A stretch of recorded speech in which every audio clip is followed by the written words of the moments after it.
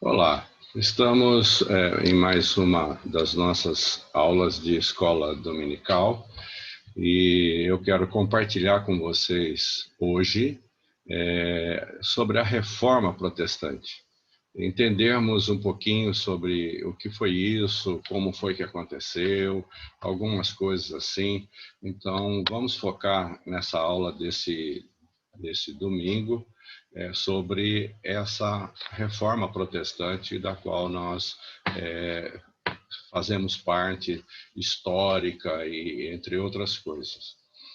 Senhor, nosso Deus, nosso Pai, nós, em nome de Jesus, buscamos o Senhor para falar no nosso coração, para abençoar essa aula, para falar no coração de cada um o significado verdadeiro dessa reforma, quais são os seus efeitos nos dias de hoje, como foi que isso aconteceu, enfim, pedimos a sua bênção sobre as nossas vidas, Senhor, aqueles que estão assistindo e sobre a vida desse que vos fala. Peço que o Senhor abençoe de tal forma que eu possa ser usado como uma ferramenta nas tuas mãos, Senhor.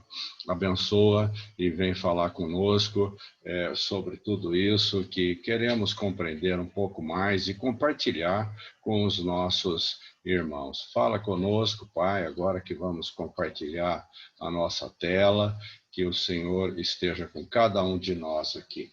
E isso nós pedimos ao Senhor que fale conosco, Pai.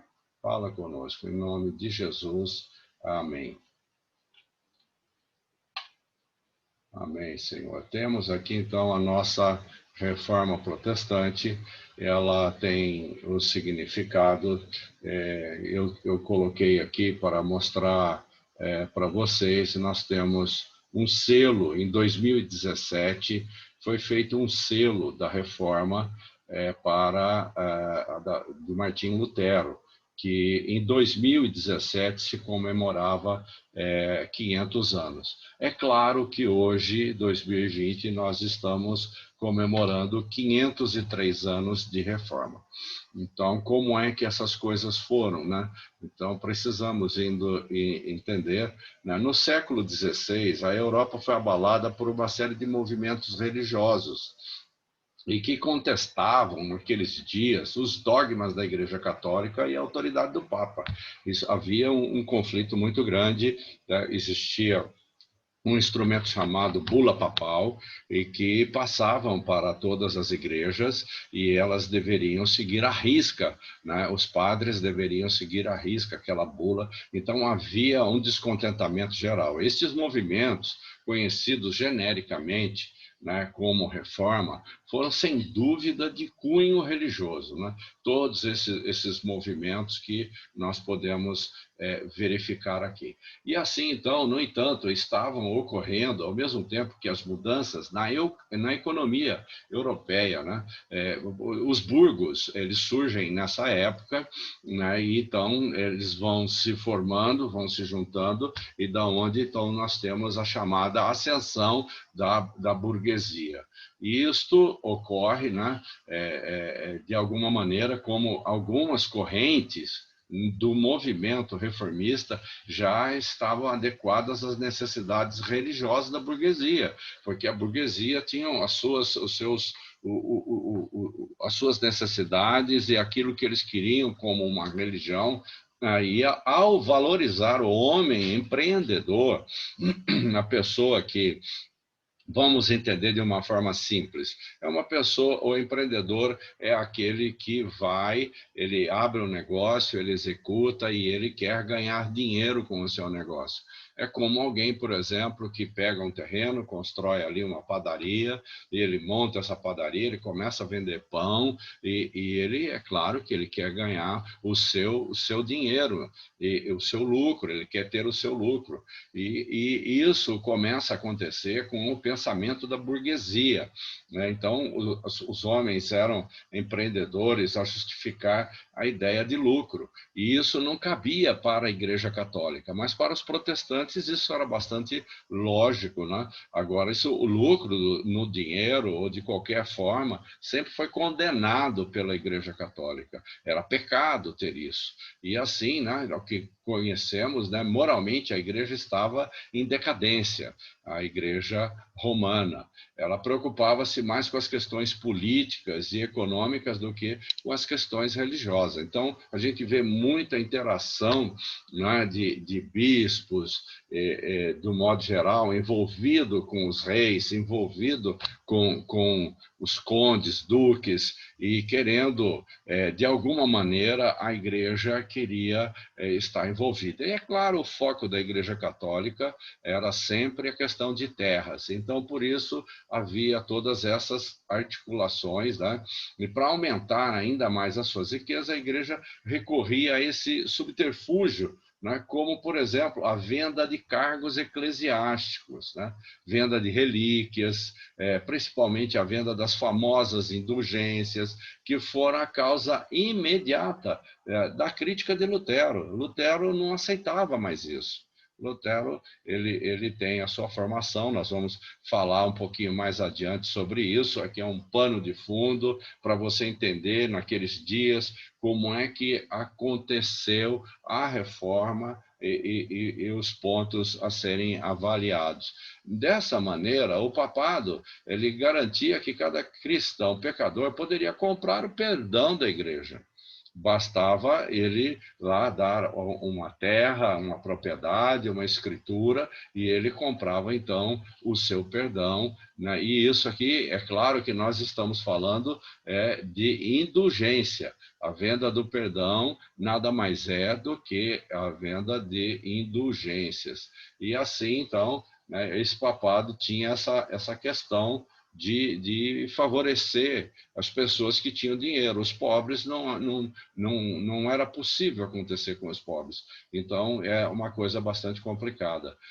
A formação das monarquias nacionais trouxe assim um sentimento de nacionalidade, né, daquelas pessoas que habitavam naquela mesma região, né, o sentimento desconhecido dessa Europa feudal que tinha nesses dias, né, e esse fato motivou o declínio da autoridade papal, pois o rei e a nação passaram a ser mais importantes. Então, nós vemos isso acontecendo nessa época em que o rei era mais importante do que o papa naquele local. E o papa estava subordinado ao rei, né? E por conta dessa época do que estava acontecendo. Outro fator muito importante ligado ao anterior foi a ascensão da burguesia.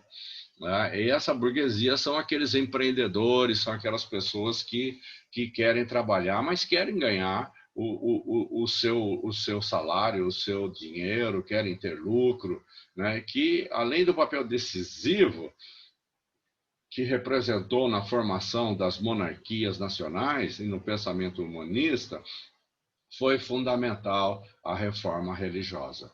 Então, estamos caminhando em algo que a ideologia católica, né, a única forma da riqueza era a terra. A Igreja Católica ela é proprietária de muito. O dinheiro, o comércio e as atividades bancárias eram práticas pecaminosas, condenadas pela Igreja. Então, o que temos é a ideia de trabalhar pela obtenção de lucro, que é a essência do capital. Isso era pecado. A Igreja Católica taxava isso como pecado. E isso foi somando esses valores, esses problemas, né? E a burguesia precisava, portanto, de uma nova religião. Essa religião não servia mais, porque ela não permitia, colocava isso como pecado, né? Que justificasse seu amor pelo dinheiro e incentivasse atividades ligadas ao comércio. Então, o que está acontecendo? Então, temos uma Europa em efervescência, ela fervendo por várias formas. Então, começa na Alemanha, né, essa reforma no século XVI, para ser mais exato, em outubro de 1517. Não, é uma data que se comemora, mas não é a data da reforma. Essa data de 31 de outubro de 1517 é a data que Lutero fixou as 95 teses nos portões, as portas da Catedral de Wittenberg. E ele fixou isso lá, e então, nessa data. Então, comemoramos o princípio, o início. O que deveria ser entendido por nós é que seria o início da reforma. A nobreza era tão independente que cunhava moedas, né, e fazia justiça e recolhia impostos, sua propriedade. Então, temos vários focos feudais que tinham os seus condes, duques e etc., e eles cunhavam nas moedas a sua própria face. Então, era para quando se olhava lá, sabia aquela moeda era pertencente ao feudo daquele governante. E assim, então, temos coisas que estão acontecendo, né, para completar a sua riqueza, saqueava nas rotas comerciais, expropriando mercadores, camponeses. Então, a burguesia alemã, comparada a dos países europeus, eles eram débeis. Os comerciantes e banqueiros mais poderosos, eles faziam o quê? Estabeleciam-se no sul, à margem do Reno, do rio Reno e do rio Danúbio, por onde passavam as principais rotas comerciais. Eles estavam querendo fazer negócios. E as atividades econômicas da região eram exportação de vidro, de metais, a indústria do papel começando a todo vapor, né? E o setor mais forte da burguesia era o usuário. Então, a pessoa que comprava aquilo que eles produziam. Então, é algo para a gente pensar um pouquinho o que estava acontecendo na Europa, né? E quem se opunha à igreja na Alemanha? A igreja católica alemã era muito rica por conta disso, separadas em feudos, né? A burguesia está chegando, como eu falei. Então, mas a organização, você tem, por exemplo, na Alemanha, um rei que é rei sobre todos esses feudos. E esses feudos, cada um tem o seu comando e a sua forma. Então, era uma igreja muito, muito rica, a igreja da Alemanha, porque os senhores feudais, eles davam terras e outras coisas para que a igreja católica pudesse fazer as coisas. Mas a igreja sempre junto com a política, aí, nessa situação. Os maiores domínios, eles estavam nas margens do Reno, e era chamada de caminhos do clero. Eram também esses territórios alemães que mais impostos rendiam à igreja. A igreja cobrava impostos disso.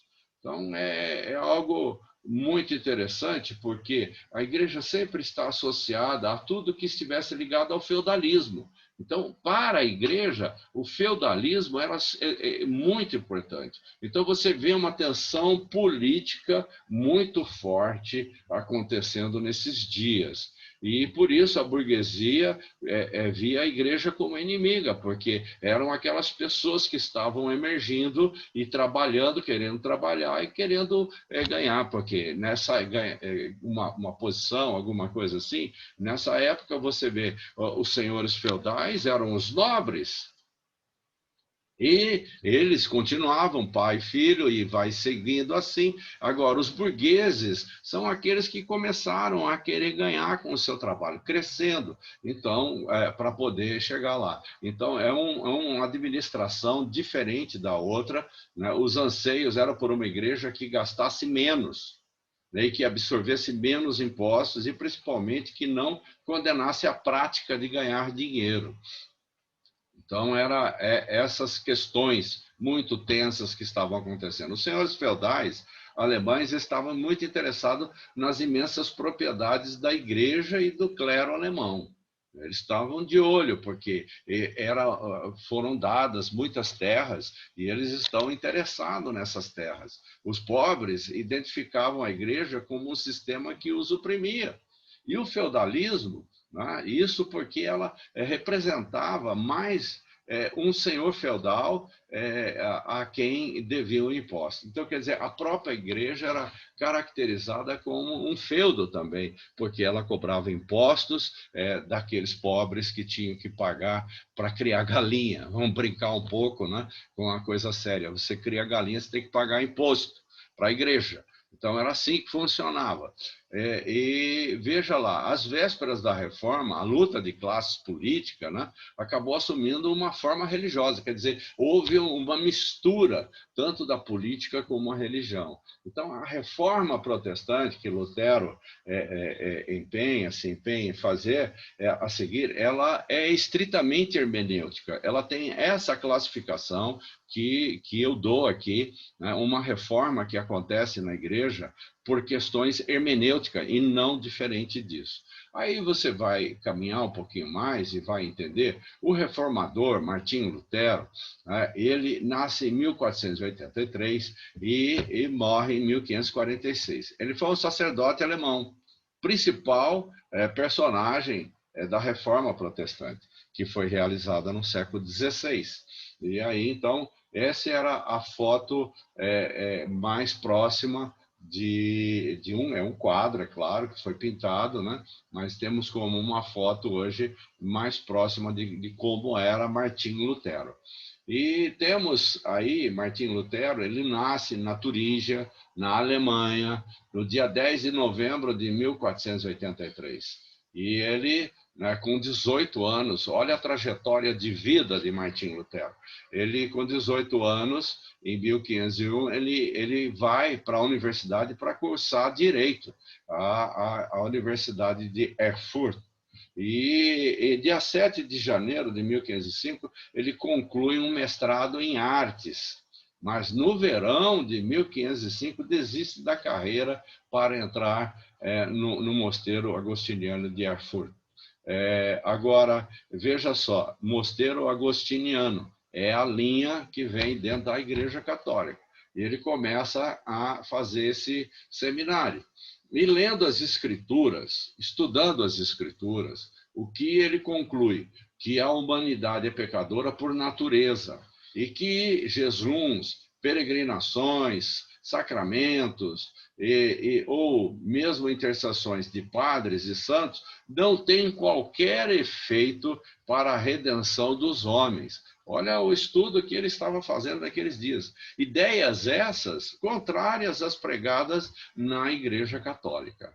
Então, o que você vê, né, é completamente diferente daquilo que estava sendo ensinado na Igreja Católica naqueles dias. Em 1507, ele é ordenado sacerdote. Ele estuda teologia de acordo com o programa do mosteiro, que vem da ideia de Agostinho, lá do século IV. Em 1512, ele torna-se doutor em teologia. Em 1512, você vê que uma pessoa que não parava de estudar e passou a ocupar uma cátedra, quer dizer, em leitura em Bíblia. Isso aqui quer dizer, ele tinha uma matéria que era dele, como doutor de teologia, o nome da matéria era Leitura na Bíblia, que ele lecionava na Universidade de Wittenberg. Então, esse é o Lutero que a gente fala, né? Em 1513 a 1517, Lutero trabalha no anonimato, ensinando, pregando e debatendo. Ele fazia isso com muita veemência nesse período, e aí o que ocorre nesse instante, veja as coisas que ele faz, né? E é possível a gente, aqueles que quiserem comprar livros a respeito disso, é possível a gente ter esses livros que ele escreveu. Né? Durante esses anos, ele faz preleções sobre Salmos, né? Entre 1513 e 1515, ele escreve um comentário sobre Romanos, em 1516 ele escreve isso. Esse comentário de Romanos que ele escreve é o comentário que estava sendo lido lá na igreja, lá na Inglaterra, quando Wesley ouviu o comentário e ele se converte. É esse comentário aqui que estamos falando. Ele escreveu um comentário de Gálatas, né, de 1517, e também de Hebreus de 17, 18, e foi preservado pelos alunos e por suas próprias notas, né, notas que ele faz sobre isso daí. Ele era um monge agostiniano. É claro que nas suas bases são apoiadas em Agostinho. E eu não sei se você sabe ou não, Agostinho, hoje a gente chama de Igreja Arminiana, né? Mas Agostinho, ele foi o primeiro a escrever sobre livre-arbítrio. E é ele que trabalha essa questão de livre-arbítrio, dessa estrutura toda. E não como se pensa em que acontece com Armínio, já na época da Reforma. Não, é Agostinho que trata disso. E, seguindo em frente, a história tem muita coisa maravilhosa para a gente ver. Né? Com esses estudos e a sua base agostiniana, Lutero está pronto para a reforma. Ele conhecia tanto a Bíblia, de tanto lecionar, né, leitura Bíblia, ele fazia algo que estava criando uma estrutura. Ele estava criando as suas próprias bases, né, para toda a reforma que foi estritamente hermenêutica. Quando eu falo hermenêutica, eu estou falando de interpretação de texto. E é claro que a interpretação da Bíblia, por eles naqueles dias, principalmente aqui estamos falando de Lutero, a interpretação da Bíblia era diferente da interpretação da Igreja Católica, daquilo que o Papa determinava. Então, aquilo tinha muita coisa diferente do que a Escritura falava. Então, é por isso que é estritamente hermenêutica, é uma questão da interpretação correta das Escrituras. E aí vem aqui o que eu já falei, né? Em 31 de outubro de 1517, ele fixa lá as 95 teses na Catedral de Wittenberg. E, seguindo um pouco adiante, né, vem a Batalha da Reforma. Você vê, em 1517, ele fixa essas teses lá na catedral e começa-se a discussão. Então, ele começa a trabalhar com panfletos.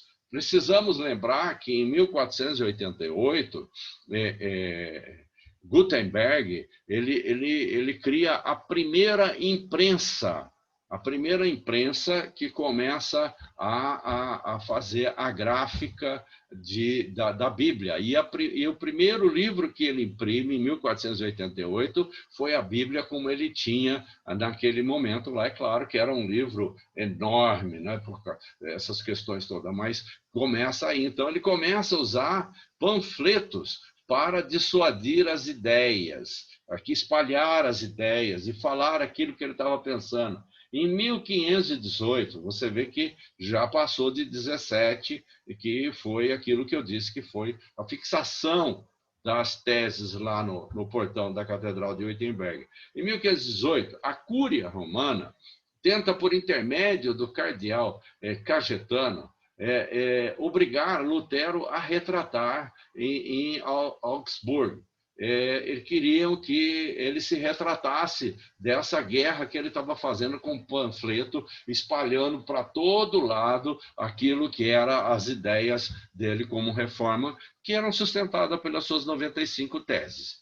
E aí temos, então, algumas coisas assim. Ó. Em 1519, em Leipzig, aconteceu o debate teológico entre o teólogo romano John Eck e Lutero, sem vantagem para nenhum dos lados. Eu costumo dizer, meu amado, minha amada, que discussão de religião não converte ninguém.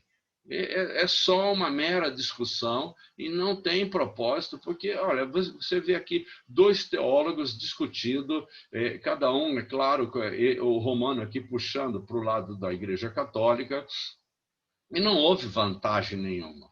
Não teve, não aconteceu nada. Então, a chave para a teologia da Reforma de Lutero, ela acontece entre 1518 e 19, com a sua descoberta na interpretação do Salmo 30, na Vulgata. A Vulgata é a Bíblia que foi traduzida por Jerônimo em latim. Então, quando se fala de Vulgata, nós estamos falando da Bíblia em latim. E aqui na Vulgata estava In tua justitia libera-me. né? E que associa com o Romano 1,17, visto que a justiça de Deus se revela no Evangelho, de fé em fé. Então, a tua justiça me libera da tua justiça, né? E é isso que a Vulgata trata dessa maneira. E vemos agora um pouco mais, em 3 de janeiro de 1521, o Papa Leão X excomungava o teólogo Martinho Lutero. Então, essa data de 1521, eu tenho ela como a data que concluiu-se a reforma com a expulsão de Lutero da Igreja Católica. E é claro que o que está acontecendo aqui é o seguinte: Lutero, quando é expulso, ele tinha muitas pessoas que o seguiam, e ele passa, então, agora com essa ideia de pregar isso àqueles que eram que estavam procurando alguma maneira para fazer, que não eram senhores feudais, mas eram os burgueses. Estes, então, encontram em Lutero uma possibilidade de segui-lo e ter uma religião. Então, aí começa. Lutero, em momento nenhum, ele quis dividir a Igreja Católica.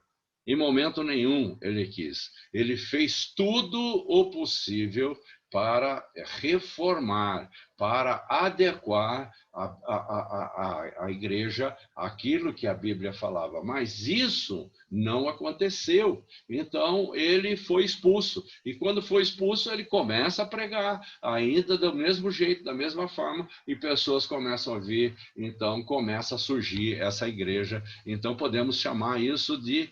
Foi esse momento em que a igreja, pelo que a Igreja Católica fez com ele, acaba aí num clímax, né, desse conflito de visões cristã, que acabaria numa das mais importantes cisões do cristianismo. Até então, o cristianismo era um só. Agora, o cristianismo está dividido em duas partes, protestante e católica. Então, temos aqui, em Worms, em abril de 1521, com a presença do imperador Carlos V, Lutero foi intimado a retratar-se. Mas, após os debates, foi impossível para ele se retratar. Ele não se retrata. E ele está seguindo fora disso. Você vê que em janeiro ele foi expulso, em abril eles estão querendo, né, usando o imperador para fazer isso, para intimidá-lo, mas ele está seguindo em frente. E aí temos, por exemplo, uma noção da teologia de Lutero, para você poder compreender o que é que ele estava tratando, pelo que ele estava brigando, pelo que ele estava discutindo naqueles dias. A interpretação das Escrituras, né? Isso como ele vê isso aqui. A autoridade das Escrituras, palavra de Deus, a autoridade está ali, nas Escrituras. É a palavra de Deus que é a autoridade, não a igreja. Cristo é o centro da Bíblia e a Escritura deve ser entendida a favor de Cristo. Ainda temos, né? Sem fé é impossível entender a palavra de Deus. Olha o que Lutero já fez nesses dias. Ele está dizendo aqui, sem fé é impossível. Sabe aquela situação que nós não conseguimos compreender o que estamos lendo da palavra do Senhor. E nós precisamos, para compreender, precisamos de ter fé. E quando a gente tem fé, o Espírito nos ajuda a compreender a palavra do Senhor. E assim, né, a lei, né, o segundo ponto, né, da teologia que estamos tratando aqui, a lei e o evangelho, penitência evangélica. Por exemplo, a dialética de Lutero era a divisão adequada de lei e evangelho. Esta é a arte mais elevada do cristão. Precisamos compreender adequadamente o que é lei e o que é evangelho. O segundo ponto aqui para olhar isso, sem lei, perder-se-ia o sentido do evangelho. Então, não posso dizer que o evangelho ele é superior à lei ou qualquer coisa assim. O evangelho, ele endossa a lei. Então, é isso que ele está dizendo aqui. Sem lei, perder-se-ia o sentido do evangelho. Ainda, como pregar perdão de pecados sem lei? Como você vai pregar perdão de pecados sem lei? Que revela o pecado e acusa a consciência. É impossível. E seguindo adiante aí, visto que ninguém será justificado. Isso é o que está escrito em Romanos 3:20. Visto que ninguém será justificado diante dele por obras da lei. Não adianta você fazer obras e obras e obras para ser justificado, que isso não resolve nada. A razão de que, pela lei, vem o pleno conhecimento do pecado. Isso é o que está escrito em Romanos. Agora, veja lá, lei e evangelho caracterizam duas espécies de pregação que agem simultaneamente. As duas coisas precisam ser entendidas. A lei acusa e julga, enquanto o evangelho suscita a fé no coração, assim recria o homem para que possa amar a Deus e a seu próximo. Então, as duas coisas precisam ser trabalhadas. Deus, ele é justo, e foi justo, e continua sendo justo, e será sempre justo. Então, essas coisas precisam funcionar desta forma. O arrependimento, no sentido neotestamentário, é metanoia. Metanoia, a palavra grega aqui é metanoia. Não é uma penitência temporária. Não é algo assim como se fazia na Igreja Católica, como o sistema católico romano, que afirma, mais uma conversão que dura a vida inteira. Esta é a tese número 1 daquelas que foram fixadas lá. E é muito, muito interessante, porque aí vem outro ponto aqui disso que estamos tratando, que o perdão de pecados não depende do mérito da contrição, ou seja, não depende de que você está se punindo ou de que você está fazendo. O mérito não é essa contrição. Ele é concedido ao fiel exclusivamente por causa da misericórdia de Cristo. É totalmente diferente. Não é aquela história. Eu lembro lá atrás, que existia a ideia de palmatória, existia a ideia de colocar milho e ficar de joelho no chão, como se estivesse se punindo por conta de pecados. Eu lembro de algumas coisas assim que existiam. A doutrina da justificação, como é que ela é? E o Lutero, ele dá duas espécies de justiça, a externa e a interna. E assim, o que eu tenho? A externa é a justiça civil de qualquer lugar onde você estiver. Lida com o homem na sociedade e a sua conduta, justo ou injusto. E a outra é a interna. A interna consiste na pureza e na perfeição do coração, adquirida pelo sofrimento de Cristo e atribuída ao homem pela fé, independente de qualquer mérito. Então, o que eu recebo não é porque eu tenho mérito, não é porque eu estudei, não é porque nada disso. É simplesmente por causa da questão da fé, independente de qualquer coisa dessa forma. Então, seguindo adiante um pouco mais, essa justificação ocorre quando o homem se humilha diante de Deus e reconhece que é um pecador e clama por misericórdia e graça de Deus. É isso que ele faz. Cristo torna-se sua justiça e sua justificação, seu livramento. É isso que ele acaba fazendo. Esta é a justiça interna. Justitia ab intra ex fide ex gratia. É como Paulo disse, da justiça interna. Agora, veja lá. Concluímos, pois, que o homem é justificado pela fé. O homem é justificado pela fé, independente das obras da lei. Romanos 3:28. Então, você vê que Lutero ele está bem adequado àquilo que está escrito nas Escrituras. Sobre o ponto da antropologia, estamos tentando conhecer um pouquinho, apenas um pouco, sobre a teologia de Lutero. Então, veja a antropologia. Antropologia, para aqueles que não sabem, antropo aqui uma divisão: antropo é homem, logia é estudo. E quando eu uno, por exemplo, antropologia, né, então eu estou falando de estudo do homem de Lutero. Como Lutero viu o homem. Essa é a melhor maneira para compreender. O conceito do totus homo é o homem como um todo, né? Então você pensa no homem um ser completo. E como é esse ser? Né? Um ser. Nós vemos no Novo Testamento que nós somos corpo, alma e espírito. É isso que ele está falando do totus homo. É muito interessante entendermos estes conceitos que estão no Novo Testamento. O pecado original não é apenas a ausência da semelhança original com Deus, é a forma concreta de corrupção que imprime a sua marca no homem inteiro. Então, isso é o que o pecado original faz dentro dessa ideia da teologia de Lutero.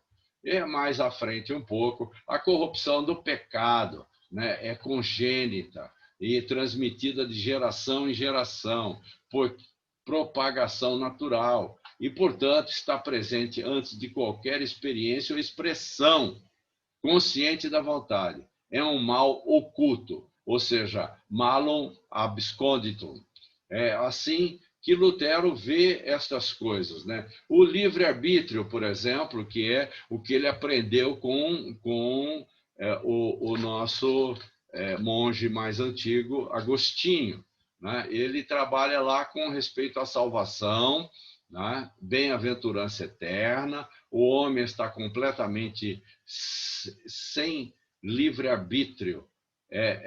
Veja lá, vou rever, livre-arbítrio, né? Com respeito à salvação, bem-aventurança eterna, o homem está completamente sem livre-arbítrio. O homem não tem livre-arbítrio para a questão da salvação. É qualidade inteiramente divina, que só pode ser atribuída a Deus. Ele via, então, que o homem não tem participação nenhuma na salvação.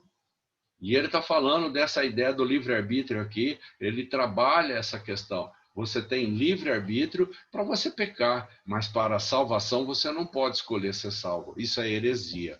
Então, temos que continuar aqui. Vamos em frente. Rejeita a opinião de Erasmo, que consiste em afirmar que o homem tem a capacidade de aceitar ou rejeitar a graça de Deus. Ele rejeita por completo isso, né? E Erasmo, de Roterdã, que fala essas coisas, e a doutrina da graça e predestinação. Como é isso para o nosso Lutero? Ele entendia a graça como seu sentido literal. Significava o favor de Deus ou o amor de Deus ativo em benefício da salvação dos homens. Isso é o que ele está dando como um entendimento da graça. E a ideia de predestinação de Lutero é complexa, é a relação entre a graça e a onipotência, contida no seu livro De Servo a Arbítrio. O livro se chama De Servo e Arbítrio. E Deus é quem faz tudo em tudo, impele para que tudo aconteça, tanto bem como mal. É assim que ele pensa. Para um estudo mais amplo, se queremos estudar mais sobre a teologia de Lutero, nós precisamos pegar as 95 teses e estudá-la. Fizemos aqui um pequeno insight, um pequeno estudo do começo. Se você ficar animado e se quiser se esforçar, então você pode dar sequência nesses estudos da 95 teses. Então, temos uma cronologia que eu quero passar para você de acontecimentos, de como essas coisas aconteceram. Nós temos em 1514, o Papa Leão X, ele lança indulgências especiais. A Igreja Católica, Eles não trabalhavam com dízimo. Para eles, tudo era terra. Só que a igreja precisa de dinheiro para pagar as coisas, as contas e assim por diante. Então, como eles faziam? Eles foram criando coisas para que pudesse conseguir dinheiro e, então, para poder financiar essa construção da Basílica de São Pedro lá em Roma. Então, ele lança indulgências especiais, que são destinadas a financiar, né, essa construção lá, que demorou muito tempo. Em 1516, nós temos o Concílio de Latrão. E aqui tem uma frase que eu me recordo muito bem, que Lutero ele foi para lá. Você vê aqui, está 1514, ele foi para lá para ver. E quando ele chega lá, ele vê aquela construção enorme, ele vê os padres parados na frente, fila de pessoas querendo colocar a sua moedinha lá, e a frase que está registrada na história é essa: quando tilintar uma moeda no cofre da igreja, uma alma será libertada do purgatório. Então, aquelas pessoas que tinham várias situações com pessoas que estavam no purgatório, estavam lá sofrendo, então era o momento de aliviar. Isso foi criado pelo Papa Leão X. Então, veja você como as coisas são, né? A maneira de entrar dinheiro e o que ele fez, criando, e o povo se submetia a isso. Como hoje ainda se submete a muita coisa. Em 1516 tivemos o Concílio de Latrão, em 1517 o Papa Leão X, ele amplia as indulgências destinadas a financiar a construção de São Pedro em Roma. Quer dizer, aqui ele lança, aqui ele continua, e você vê que o propósito era levantar dinheiro, porque precisava. E 31/10, Lutero prega as suas 95 teses na Catedral de Wittenberg. 1520, bula papal, Exsurgit Domini, excomunga Lutero, né? E Lutero responde com a carta aberta à nobreza cristã na nação alemã sobre a reforma do Estado cristão.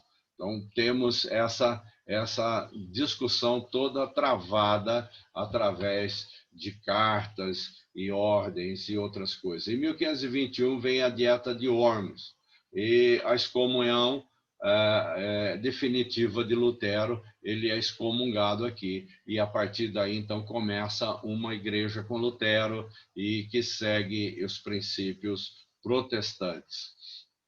De 22 a 23 temos uma rebelião de cavaleiros na Alemanha. Em 24, Erasmo, de libero arbítrio, trabalha com essa questão. Em 25, Lutero, de servo arbítrio, é o que rebate a Erasmo naquilo que ele falou, porque aqui ele está dizendo que havia liberdade de arbítrio. E aqui o que Lutero diz é que o arbítrio está submetido na questão da salvação. É nessa questão que estamos falando. Então, veja aí, em 1524, 25, a guerra camponesa na Alemanha, né, Lutero escreve contra as turbas de camponeses, assassinos e saqueadores. Estavam em guerra. 34, temos a supremacia. A igreja na Inglaterra é submetida à autoridade de Henrique VII. Ele colocou o bispo fora de questão e agora ele é a autoridade máxima. E em agosto de 34, Inácio de Loyola cria a Companhia de Jesus no pontificado de Paulo III. Essa companhia é aquela que vai estar sempre envolvida com a questão do descobrimento do Brasil e os padres que vinham para cá. Então, há um envolvimento muito grande com essas coisas. Em 1534, 39, venda dos mosteiros e as suas terras à nobreza e à burguesia inglesa. Então, você vê que a burguesia ela não está acontecendo só na Alemanha, ela acontece na Europa como um todo. E vem crescendo esse movimento. Em 36, Erasmo morre e a instituição da religião cristã de Calvino, né? Com a morte dele, a instituição da religião cristã de Calvino. Então, Calvino começa a aparecer aqui, já bem depois de Lutero, né? E 1545 temos o Concílio de Trento, 46 nós temos a morte de Lutero, né? E de 53 a 58, a Maria Tudor tem uma reação católica na Inglaterra. E essa é a questão também, né, que a gente vê o encerramento do Concílio de Trento, que foi em 1563, né? E com isso, nós encerramos a nossa aula de hoje. Espero que eu tenha trazido para você alguns conhecimentos, algum entendimento sobre toda essa questão histórica. É claro que tem muita coisa a mais, mas não dá o tempo suficiente para a gente tratar de todos esses assuntos. Então, vamos conversando, vamos aprendendo e espero que tenha sido muito bom para você conhecer um pouquinho da história verdadeira, né, da reforma e seus pontos cruciais e assim por diante. Que você possa ter um ótimo dia, que o Senhor possa te abençoar nesse dia e que isso, né, seja algo interessante para você discutir com a sua família na sua casa, né, ao redor da mesa, lembrar um pouquinho da nossa história, da história das igrejas que seguem a linha protestante, saber como é que isso aconteceu, de que maneira foi. Então, sempre é bom conversar sobre o assunto depois, discutir. Isso ajuda a fixar a história na nossa mente. Então, que o Senhor te abençoe, que o Senhor te guarde. E, Senhor, traz uma bênção especial sobre a vida de cada um que está assistindo esse vídeo, que isso seja para honra e glória do teu nome, Pai. Abençoa cada casa, cada lar, cada família, e que o Senhor esteja, Senhor, em cada uma dessas casas e abençoa esse aniversário, mais um aniversário da reforma, e que isso as pessoas possam entender e compreender essa história da reforma, Pai. Obrigado por tudo, fala no nosso coração e abençoa este dia, Pai, em nome de Jesus. Que o Senhor te abençoe, que o Senhor te guarde, em nome de Jesus. Amém, amém. Deus o abençoe. Até mais.